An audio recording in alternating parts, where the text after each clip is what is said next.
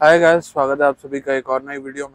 आज मेरे साथ है BYD की एटो 3 और आज आपको देंगे इसका एक डिटेल्ड वॉक अराउंड और बताएंगे कि 2023 में BYD अपनी एटो 3 के अंदर क्या क्या चीज़ें प्रोवाइड कराती है, चाहे वो टेक्निकल स्पेसिफिकेशंस हो, चाहे वो डिज़ाइन एलिमेंट्स हो, चाहे वो इंटीरियर हो, चाहे वो एक्सटीरियर हो, चाहे वो सेफ्टी हो, चाहे वो अडैस हो।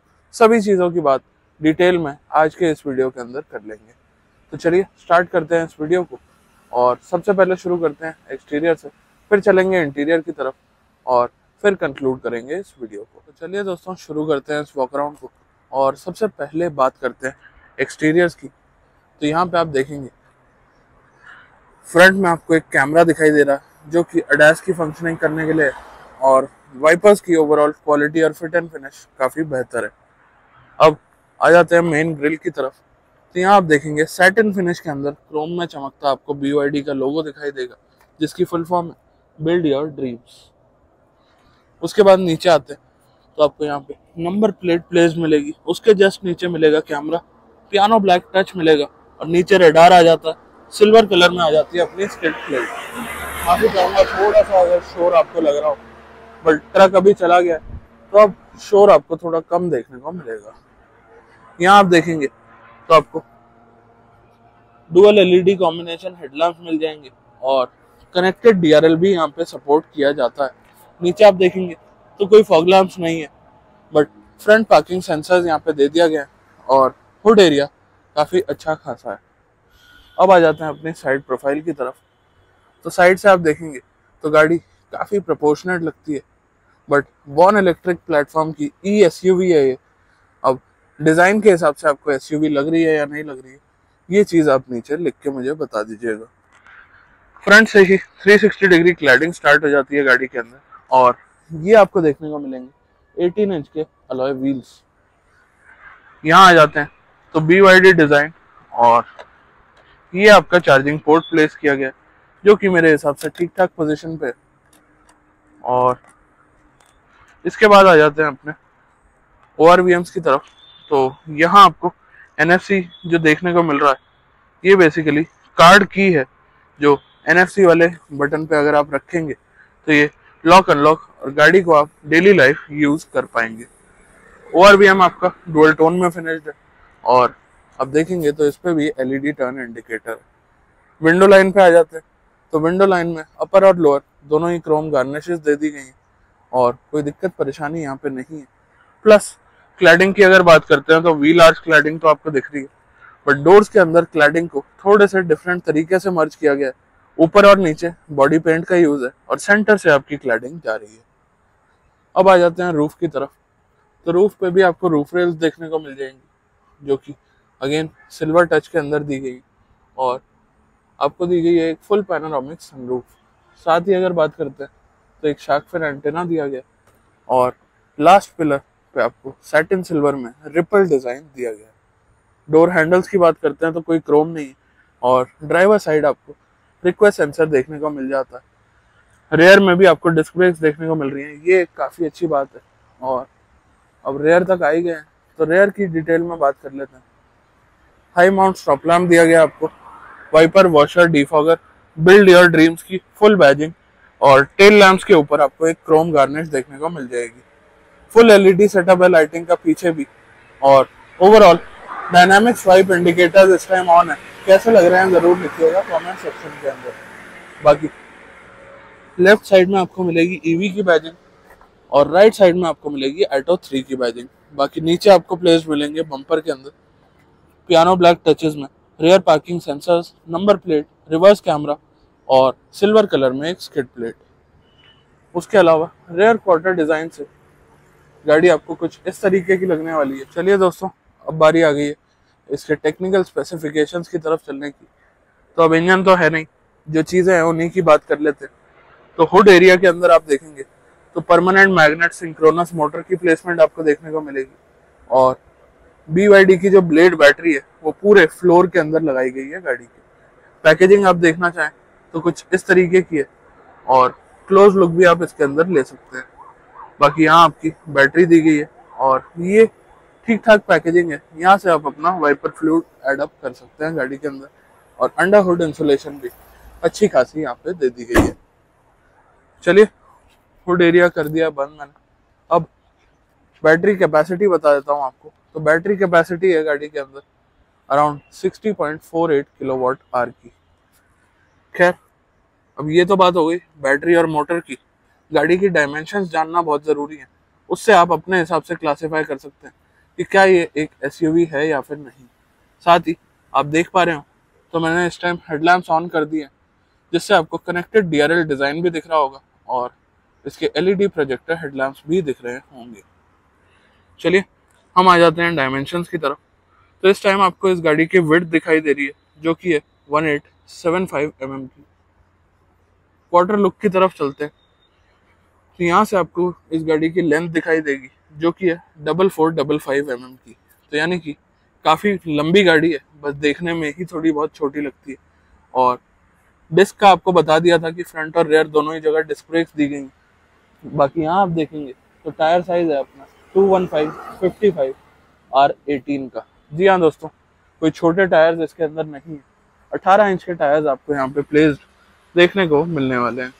इसके बाद बात करते हैं व्हील बेस की। तो 2720 mm का व्हील बेस है इस गाड़ी का। और पीछे से आपको अंदाजा होगा इस गाड़ी की हाइट का, तो हाइट है 1615 mm की। उसके अलावा एक और चीज जो जाननी काफी ज्यादा जरूरी होती है वो होती है ग्राउंड क्लियरेंस। तो अनलैडन ग्राउंड क्लियरेंस है इस गाड़ी की 175 mm की, जो कि आपको थोड़ा बहुत अंदाजा शायद इस एंगल से लग पा रहा होगा। बाकी टेल लैंप्स भी मैंने ऑन करी हुई, उनका भी आउटलुक आपको देखने को इस टाइम मिल पा रहा होगा। अब ये सब चीजें तो जान ली आपने। अब आप लोग जानना चाह रहे होंगे कि पावर वगैरह क्या है, क्या स्पेक्स हैं गाड़ी के।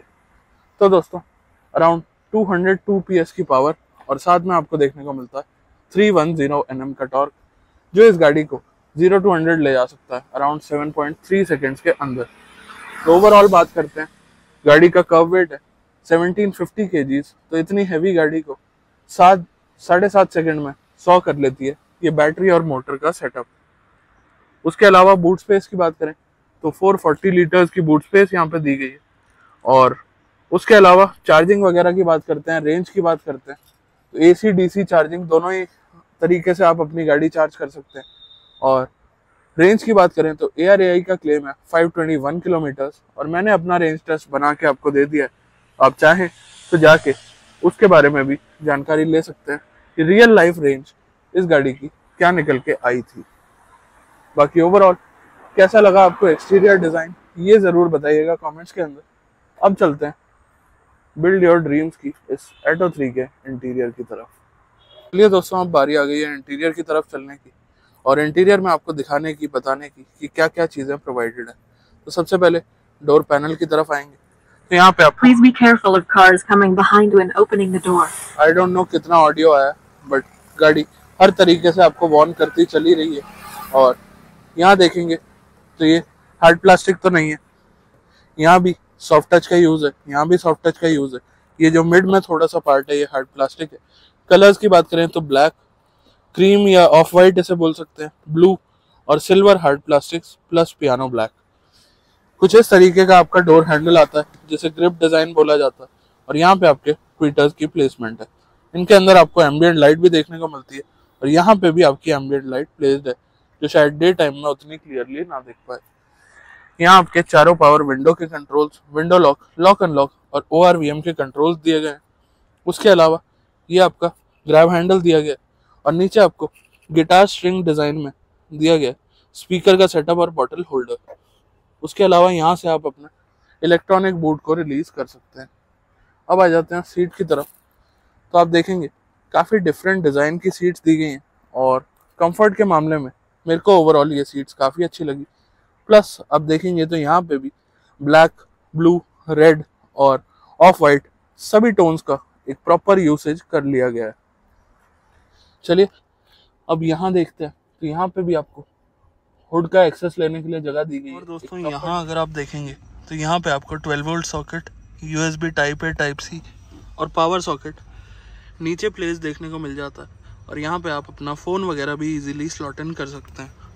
बाकी पूरा पैसेज ऊपर अलग से जा रहा है और इसकी बात करेंगे अभी और डिटेल के अंदर। बाकी दोस्तों अब बात करते हैं इंटीरियर की, एक एक डिटेल की, एक एक फिनिश की और एक एक चीज़ की। तो यहाँ पे सबसे पहले स्टेयरिंग देखेंगे तो BYD का लोगो आपको देखने को मिलता है, और स्टेयरिंग माउंटेड कंट्रोल्स की तरफ चलेंगे तो ये कंट्रोल्स आपको थोड़े से डिफरेंट लग रहे होंगे।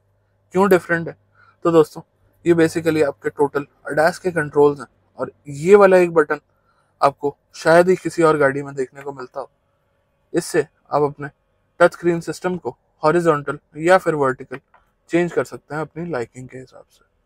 उसके अलावा ये आपका lane keep assist, adaptive cruise control, distance management, ये कुछ बटन यहाँ पे दे दिए गए, और बाकी कुछ फंक्शंस अडैस के साथ अपने आप काम करते हैं, जैसे auto emergency breaking, lane departure warning और कुछ और फीचर्स। यहाँ आप देखेंगे तो कॉलिंग माइक, यहाँ से आप टॉगल कर सकते हैं अपने म्यूजिक को, और यहाँ से आप टॉगल कर सकते हैं MID, और यहाँ से आप टॉगल कर सकते हैं अपने मोड को। ये सारे media related controls right side में। स्टेयरिंग आप देखेंगे तो कुछ इस तरीके का है, जो कि फ्लैट बॉटम है और ठीक ठाक लगता है। ये नहीं बोलूँगा बहुत अच्छा है, बट बुरा भी नहीं लगता। रेड स्टिचिंग दे दी गई है। राइट साइड में आपको हेडलैम्प कंट्रोल्स मिलते हैं, और ऑटो हेडलैम्प्स इसके अंदर आ जाते हैं, और लेफ्ट साइड में आपको मिलते हैं वाइपर कंट्रोल्स। अब बात करते हैं इस अपने छोटे से स्पीडोमीटर की। तो दोस्तों इन्फॉर्मेशन ठीक ठाक दे देता है। ट्रिप A, ट्रिप B और ओडो को आप यहाँ से टॉगल कर सकते हैं।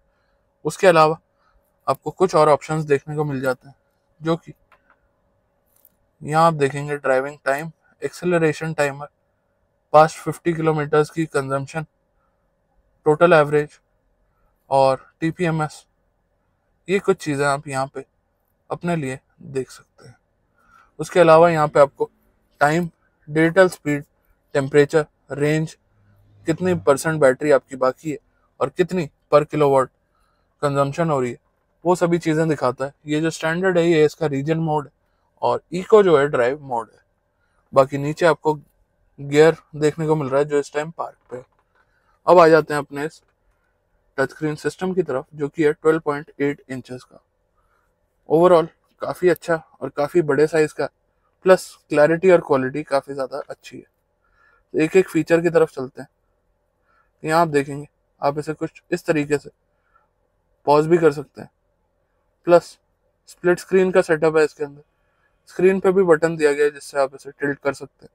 मुझे पर्सनली कुछ इस तरीके से इसका सेटअप ज़्यादा बढ़िया लगा, तो हम बात करेंगे डिटेल में इसी तरीके से। यहाँ आप देखेंगे तो प्रॉपर एक एंड्रॉयड स्क्रीन टाइप की फिनिश आपको देखने को मिलती है, और क्वालिटी से मैं काफ़ी ज़्यादा इम्प्रेस्ड हूँ। होम स्क्रीन का बटन, बैक बटन, और यहाँ आप देखेंगे तो आपको काफ़ी सारे फीचर्स देखने को मिल जाते हैं। खैर हम इस टच स्क्रीन के फीचर्स से ज़्यादा देखेंगे गाड़ी के बारे में क्या क्या इन्फॉर्मेशन यहाँ पे हमें मिलती है। तो यहाँ पे आप वाईफाई से इसे कनेक्ट कर सकते हैं, हॉटस्पॉट वगैरह कर सकते हैं, और ऑडियो एडजस्टमेंट आपको मिल जाएगी, डिस्प्ले एडजस्टमेंट आपको मिल जाएगी, सॉफ्टवेयर वगैरह, व्हीकल वर्जन वगैरह आपको बता देता है, और आप चाहें तो कुछ ऐप्स वगैरह भी इसमें ऐड ऑन कर सकते हैं।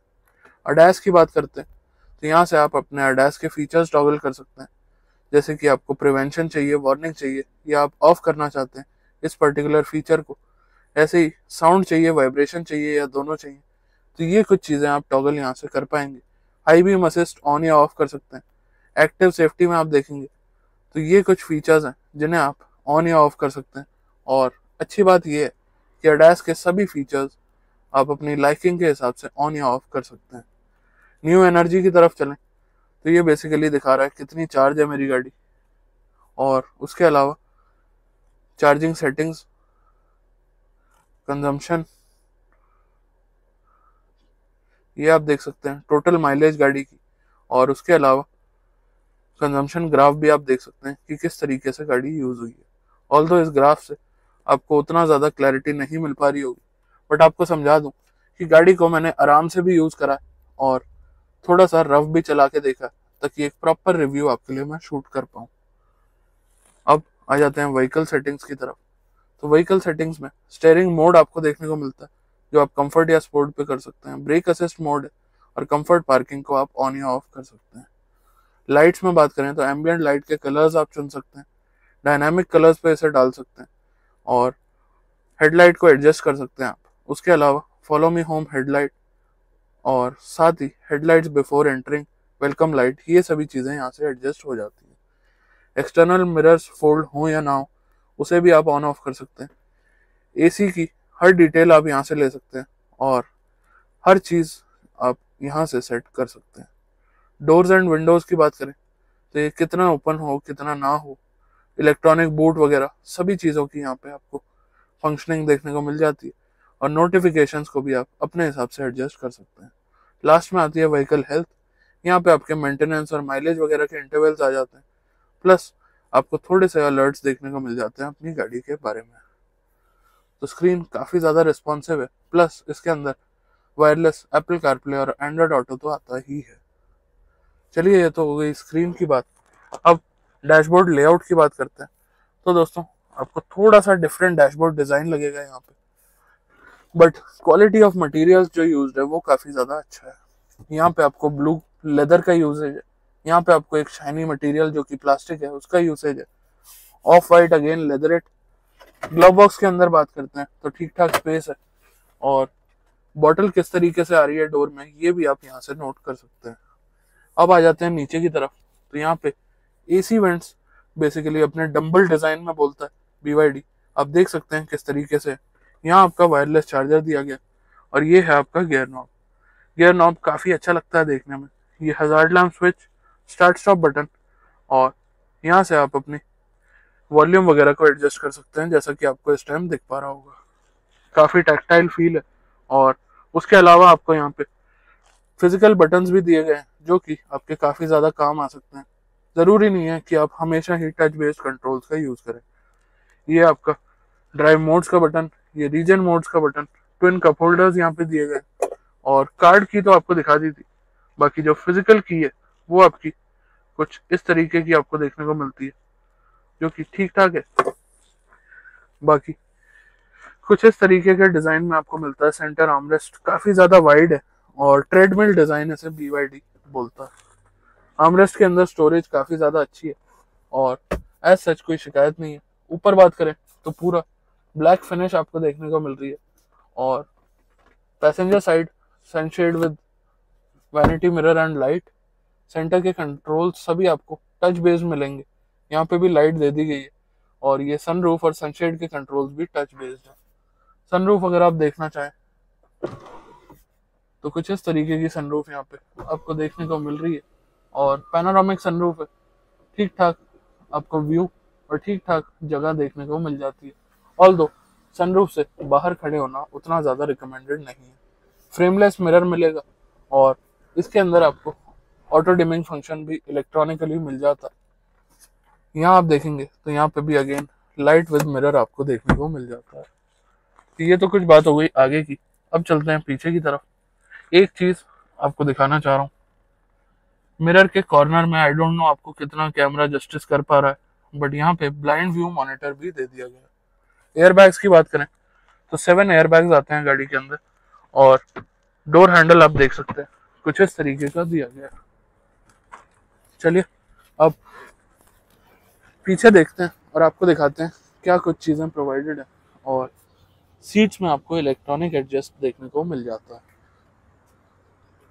ओवरऑल इंटीरियर थोड़ा सा फंकी है तो ज़रूरी नहीं है कि हर किसी को ये चीज़ उतनी ज़्यादा पसंद आए। रेयर डोर पैनल पे भी आपको चीज़ें सेम ही देखने को मिलती हैं और कोई ऐसा डिफरेंट चीज़ यहाँ पे देखने को नहीं मिलेगी। क्वालिटी ऑफ मटेरियल जो यूज्ड है वो डेफिनेटली आपको प्रीमियम लगने वाली है। रेयर सीट्स की बात करें तो रेयर सीट्स में भी सेम थीम फॉलो किया गया, बट फ्रंट सीट्स अगर आप रेयर से देखेंगे तो दोस्तों काफ़ी अच्छी फिनिश के साथ ये आ जाती है। अब रेयर से अगर आप डैशबोर्ड डिज़ाइन देखना चाहें या पूरा एक लेआउट देखना चाहें तो ये आप देख सकते हैं कुछ ऐसा लेआउट है और रेयर से आपको इस पैनोरामिक सनरूफ का भी एक अच्छा खासा व्यू देखने को मिल जाता है। बाकी यहाँ पे आपको एक रेसिंग सीट्स वाली फील मिलेगी। यहाँ again rare AC vent, BYD design, नीचे टाइप A और टाइप C USB सॉकेट और थोड़ी सी स्पेस। सीट बैक के अंदर आपको फ़ोन होल्डर देखने को मिल जाता है, साथ ही मैगजीन होल्डर भी आपको देखने को मिल जाता है। उसके अलावा ऊपर की तरफ अगर आ जाए तो यहाँ आपको देखने को मिलेगा क्रैब हैंडल दिया गया, हुक दिया गया और यहाँ पे अगेन टच बेस्ड आपको लाइट देखने को मिलती है। अभी ऑफ इसलिए नहीं हो रही क्योंकि डोर मेरा ओपन है। और अब चलते हैं और पीछे इसके बूट की तरफ, फिर आपको एक बार बैठ के भी स्पेस मैं दिखा दूंगा। तो यहाँ आप देखेंगे, आपको बताया था कि इलेक्ट्रॉनिक बूट आता है इस गाड़ी के अंदर, और कैसा फंक्शनिंग है, क्या कुछ चीज़ें प्रोवाइडेड है, वो सब चीज़ें आपको दिखा देता हूँ। यहाँ पे आपको पार्सल ट्रे दे दी गई है, और यहाँ आप अगर देखेंगे तो रेयर सीट आपको 60-40 स्प्लिट के साथ मिल जाती है। लेफ्ट साइड में आपको बूट लैम्प मिल जाता है, और यहाँ पे नेट से डिवाइड कर दिया गया है, और साइड में आप कुछ और सामान भी रख सकते हैं। अब नीचे दिखाते हैं आपको। तो नीचे आपको कुछ इस तरीके से सेटअप देखने को मिलता है, और स्पेयर व्हील इस गाड़ी के अंदर नहीं आता है। बाकी 440 लीटर्स की बूट स्पेस है, ये तो आपको बता ही दिया था मैंने। और यहाँ आप देखेंगे तो ये देखिए, बूट को क्लोज करने का और गाड़ी को लॉक करने का बटन यहाँ पे दे दिया गया। कुछ इस तरीके से आप चाहें तो बूट को कर सकते हैं क्लोज। चलिए दोस्तों, अब आपको स्पेस का एक आइडिया दे देता हूँ। तो मेरी हाइट आप जानते हैं 5'10", और बिल्ड आप जानते हैं थोड़ी हैवी है। सेंटर कंसोल काफ़ी ज़्यादा ब्रॉड है, बट ऐसा कोई डिस्कम्फर्ट यहाँ पे फील नहीं हो रहा है। स्टीयरिंग वगैरह की एडजस्टमेंट की बात करें तो टिल्ट और टेलीस्कोपिक दोनों ही तरह की एडजस्टमेंट है, और सीट्स में भी इलेक्ट्रॉनिक एडजस्ट के साथ मेरे को कोई खास दिक्कत परेशानी नहीं है। ऑल्दो हाइट की बात करें तो यहाँ सनरूफ होने की वजह से माने या गाड़ी की ओवरऑल हाइट कम होने की वजह से माने तो उतनी ज़्यादा हेडरूम मेरे को नहीं फील हो रहा है, उतनी कंफर्टेबिलिटी नहीं लग रही है। बट विड्थ के अंदर मेरे को पर्सनल लेवल पे बताऊं तो कोई खास इशू नहीं है।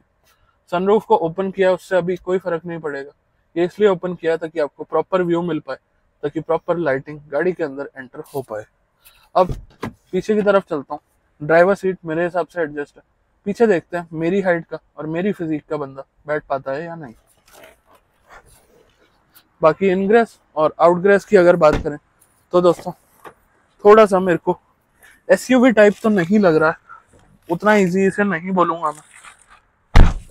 और यहाँ पे आपका आर्मरेस्ट दे दिया गया, बट पीछे की सीट्स में क्लियरली आपको बोलूंगा कंफर्ट उतना ज़्यादा नहीं है। अंडर थाई सपोर्ट आप देखेंगे तो उतना ज़्यादा अच्छा नहीं है।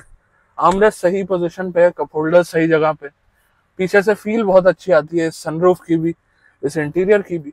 बट कंफर्ट की अगर बात करूं तो वो चीज़ यहाँ पे थोड़ी सी लैग कर रही है। ऑल्दो हेडरूम यहाँ पे सेम दिक्कत है जो आगे मेरे को थोड़ी सी फील हो रही है। और लेग रूम की अगर बात करें तो वो तो ठीक ठाक है, बट अंडर थाई सपोर्ट की वजह से बहुत ज़्यादा लंबे समय पीछे नहीं बैठा जा सकता। बाकी ये टच बेस्ड लाइट आपको दिखाना भूल गया था, तो ये आप देख सकते हैं टच बेस्ड यहाँ पे लाइट दे दी गई है गाड़ी के अंदर।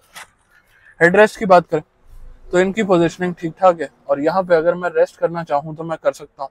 ऑल्दो अंडर थाई सपोर्ट इतनी लंबी गाड़ी के अंदर मैं इस तरीके की एक्सपेक्ट नहीं कर रहा था। तो दोस्तों देखा आपने डिटेल्ड वॉक अराउंड इस BYD या बिल्ड योर ड्रीम्स की एटो 3 के ऊपर। ओवरऑल मेरा क्या टेक है, मेरा क्या वर्डिक्ट है गाड़ी के ऊपर।